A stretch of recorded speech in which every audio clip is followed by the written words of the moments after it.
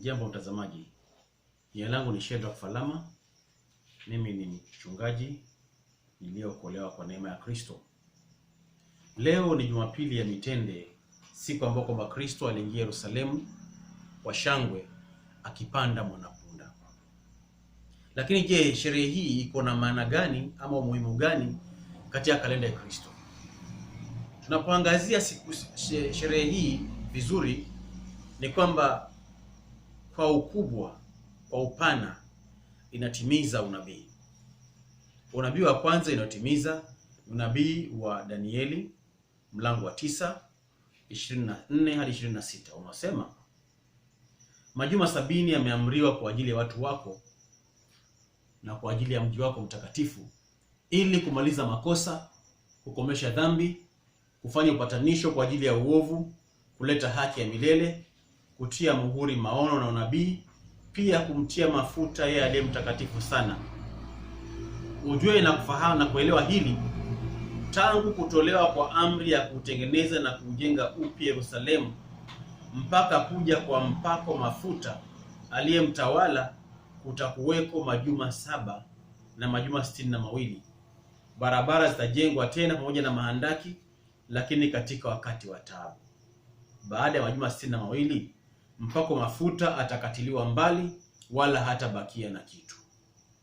Bwana asifiwe. Wanahistoria wengi wa Kristo wanaamini kwamba amri ya kutengeneza upya mji Yerusalemu ni ile iliyotolewa na mfalme Artashasta wakati wa Nehemia, ambaye alitoka nchi ya Upashia akaja paka Yerusalemu na akaujenga upya kuta za Yerusalemu na kutia malango. Wanahistoria wengi wanaamini kwamba tangu wakati wa Nehemia hadi siku ambayo Kristo aliingia Yerusalemu kwa shangwe, Jumapili ile ilikuwa ni miaka 483. Kristo aliingia Yerusalemu kwa shangwe ili atimize unabii huu wa Danieli. Na kama nakumbuka vyema, Ijumaa iliyofuata Wayahudi walimkataa kama mfalme na wakamsulubisha. Kwa hiyo mpako mafuta alikatiliwa mbali na hakubaki na kitu. Unabii wa pili uliotimia Jumapili ile ya Mitende ni unabii wa Zakaria mlango wa 9 mstari wa 9 unaosema, shangilia sana binti Sayuni, piga kelele binti Yerusalemu, tazama mfalme wako anakuja kwako, ni mwenye haki naye ana wokovu, mpole naye amepanda punda, mwana punda, mtoto wa punda. Wayahudi walikuwa wanatawaliwa na Warumi. Wakati Kristo aliingia Yerusalemu, Wayahudi walikuwa wanatawaliwa na Warumi, na walikuwa wanatamani mfalme wa vita ambaye angaliwakomboa kutoka kwa utawala wenye dhulma wa Kirumi. Jumapili ile Kristo aliingia Yerusalemu, lakini hakuingia kama mfalme wa vita, aliingia kama mfalme wa amani. Kwa sababu wafalme wa vita walikuwa wanapanda farasi, lakini Kristo alipanda mwanapunda, na mwanapunda ilikuwa ni ishara ya amani. Wayahudi walikuwa watumia punda wakati wa amani na farasi wakati wa vita. So Kristo, kinyume cha matarajio ya Wayahudi wengi walikuwa wanataka mfalme wa vita, yeye aliingia Yerusalemu kama mfalme wa amani akiwa mpanda mwanapunda. Na Ijumaa iliyofuata Wayahudi walimkataa. Hawakujua kwamba Kristo alipokuwa anakuja Yerusalemu alikuwa anakuja akipanda mwanapunda kutimiza unabii wa Zakaria ulioangazia kwamba Kristo ni mfalme mwenye haki ambaye ana wokovu. Ni mfalme mwenye haki ambaye ana wokovu. Lakini kwa sababu hakuja kufuatana na matarajio yao, Wayahudi walimkataa. Jumapili ile Kristo alikuwa anatimiza unabii wa Zakaria kwamba anakuja Yerusalemu, Wayahudi wamshangilie kwa sababu ni mfalme wao na ni mfalme wa amani. Lakini hawakutaka mfalme wa amani, walitaka mfalme wa vita. Lakini Kristo on his part alitimiza unabii wa Zakaria kwa ukamilifu. Unabii wa tatu uliotimia ni unabii wa Zaburi 118 mstari wa 25 hadi 26. Ulikuwa unasema, Bwana tuokoe. Bwana utujalie mafanikio. Heri yule ajaye kwa jina la Bwana. Kutoka katika nyumba ya Bwana tunakubariki. Mathayo alisema kwamba Kristo alipokuwa anaingia Yerusalemu akipanda mwanapunda, Wayahudi waliimba hosana. Neno hili hosana maana yake ni tuokoe sasa. Makutano yaliyozunguka Kristo Jumapili ile waliimba zaburi hii bila kufahamu alichokuwa akisema. Hawakufahamu kwamba Jumapili ile ilitimiza unabii wa Danieli na Zakaria, na kwamba mfalme wao wa amani aliletwa kwao na walikuwa na jukumu la kumpokea au kumkataa. Waliimba tuokoe sasa bila kufahamu ujumbe wa zaburi hiyo. Zaburi hii ya 118 ilikuwa ni Psalm of Ascents, ni zaburi ya kupanda.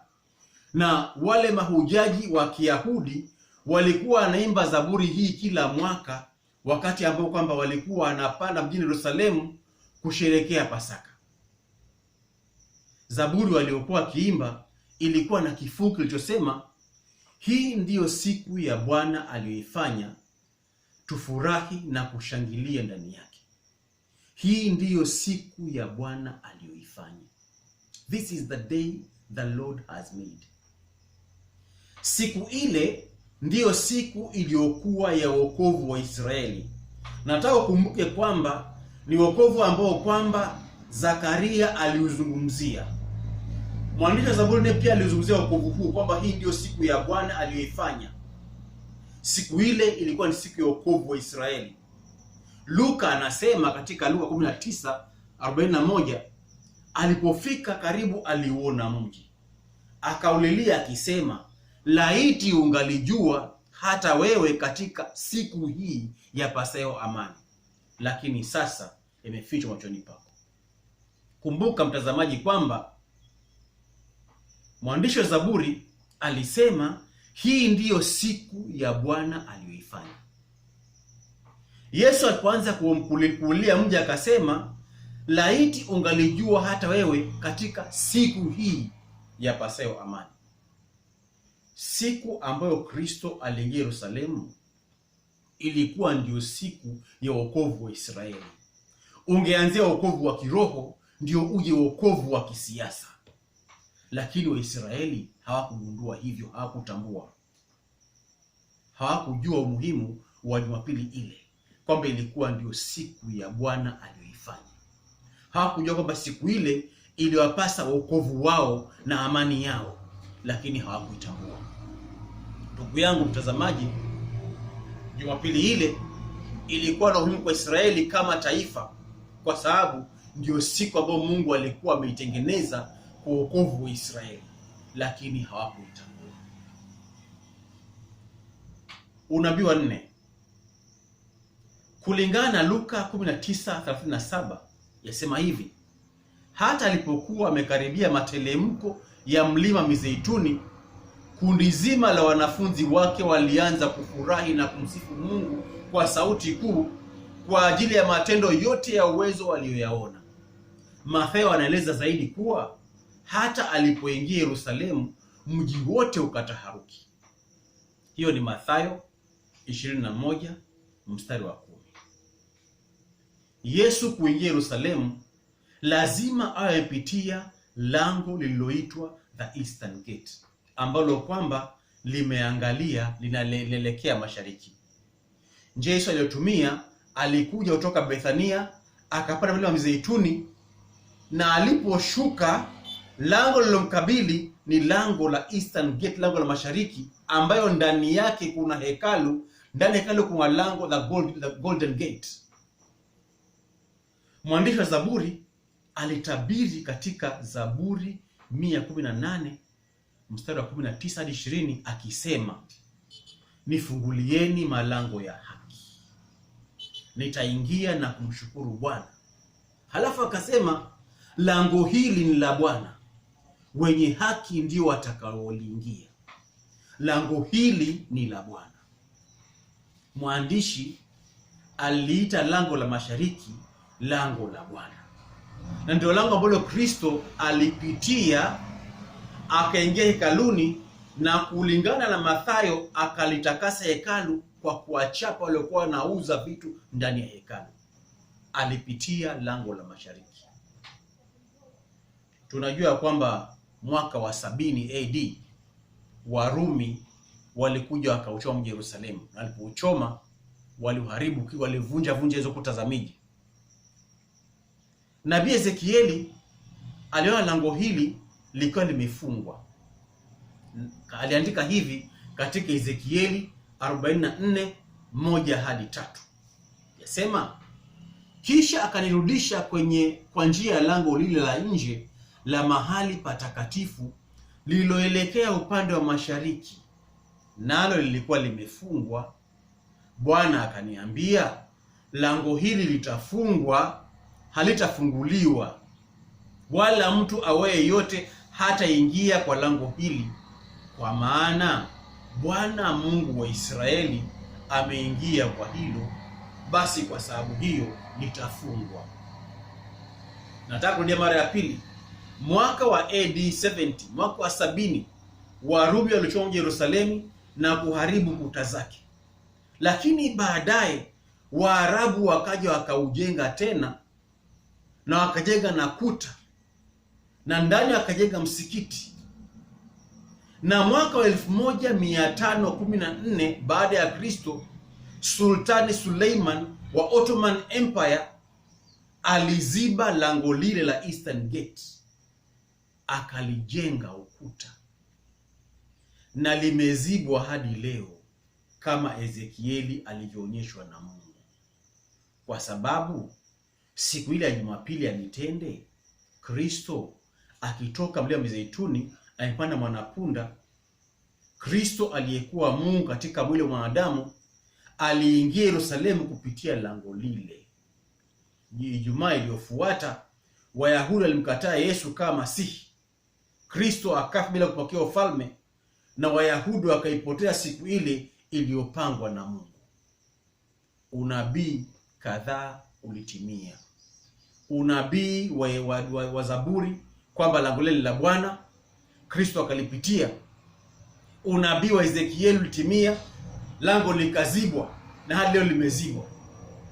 Inasemekana kwamba nje ya lango hilo kuna makaburi mengi ya Wayahudi, Wakristo na hata Waislamu, wakiamini kwamba ile hukumu ya mwisho itafanyika kwenye lango hilo. Bwana asifiwe sana. Unabii wa 5 ni unabii wa Mathayo 21 mstari wa 10-11. Mathayo aliandika hivi: hata alipoingia Yerusalemu, mji wote ukataharuki. Watu wakasema, ni nani huyu? Makutano akasema, huyu ni yule nabii Yesu wa Nazareti ya Galilaya.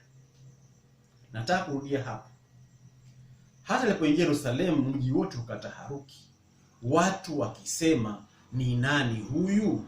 Makutano akasema, huyu ni yule nabii Yesu wa Nazareti ya Galilaya. Huyu ni yule nabii Yesu wa Nazareti ya Galilaya. Kama unakumbuka vyema, Yohana Mbatizaji alipoanza huduma yake, viongozi wa Kiyahudi walituma watu wakitaka kujua kuwa yeye ni nani. Mwandishi wa Injili Yohana aliandika hivi katika Yohana mlango wa 1:19-21. Na huu ndio shuhuda wake Yohana, Wayahudi walipotuma kwake makuhani na Walawi kutoka Yerusalemu ili wamuulize, wewe unani? Naye alikiri wala hakukana. Alikiri kwamba mimi siye Kristo. Wakamuuliza, ni nini basi? Elia wewe? Akasema, mimi siye. Wewe unabii yule? Akajibu, la. Swali hili la wewe unabii yule limezua utata na mafunzo mengi ya urongo kila mwamba ngozi akivutia kwake. Hebu tuunganishe mistari ya Yohana na Mathayo, halafu tuone kile cha Musa alichoandika miaka 100 nyingi iliyopita, tuone kama tutapata jibu sahihi la Jumapili ile ya mitende. Yohana alisema, wewe unabii yule? Akajibu, la. Mathayo anaandika, huyu ni yule nabii Yesu wa Nazareti ya Galilaya. Wewe unabii yule? Huyu ni yule nabii wa Nazareti ya Galilaya. Kwa hiyo makutano walitambua kwamba Yesu ni yule nabii ambaye kwamba viongozi wa Wayahudi walitaka kujua identity yake katika kitabu cha Yohana. Yesu alikuja kama yule nabii wa utimilifu wa unabii kutoka ukoo wa Yuda. Yuda aliyekuwa ndugu ya Lawi, aliyesemwa na Musa katika Kumbukumbu 18 na 18. Inasema, mimi nitaondokeshea nabii miongoni mwa ndugu zao mfano wako wewe, nami nitatia maneno yangu kinywani mwake, naye atawaambia yote nitakayomwamuru. Mungu alikuwa anaambia Musa kwamba mimi nitaondokeshea hawa Walawi nabii miongoni mwa ndugu zao, na ndugu za Walawi ni Wayahudi wengine wa koo za Kiyahudi, si mtu toka ukoo mwingine. Mimi nitaondokeshea hawa Walawi nabii miongoni mwa ndugu zao mfano wako wewe Musa, nami nitatia maneno yangu kinywani mwake, naye atawaambia yote nitakayomwamuru. Unabii huu ulitimizwa katika Kristo Yesu. Siku ile iliyoingia, watu wakataka kujua kwamba huyu ni nani. Wakasema huyu ni yule nabii ambaye no doubt azungumza na Musa katika Kumbukumbu 18:18. Ndugu yangu unanitazama, katika Jumapili hii ya mitende tunamwona Kristo akiingia Yerusalemu kwa shangwe ili atimize unabii uliozungumzwa mara 5. Alipoingia Yerusalemu alipanda mwanapunda kama ishara ya amani. Lakini kila nabii wa Mungu alitabiri kuja kwa Kristo mara ya pili, kuhukumu walio hai na wafu. Yohana alimwona katika Ufunuo akija juu ya mawingu akipanda farasi.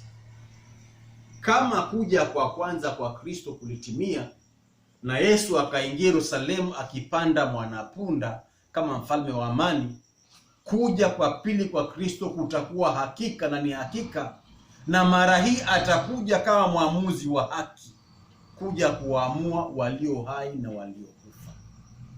Alipokuwa Jumapili ya mitende, Wayahudi walimwimbia, wakiimbia hosana na kuwave matawi ya mitende. Lakini mara ya pili atakapokuja, sijui utakuwa wapi.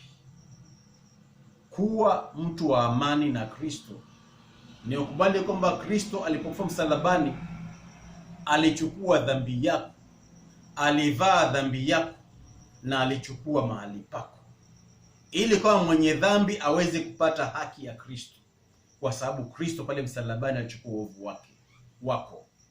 Mungu akubariki unapofikiria na kuwaza kuhusu uamuzi wako na Kristo.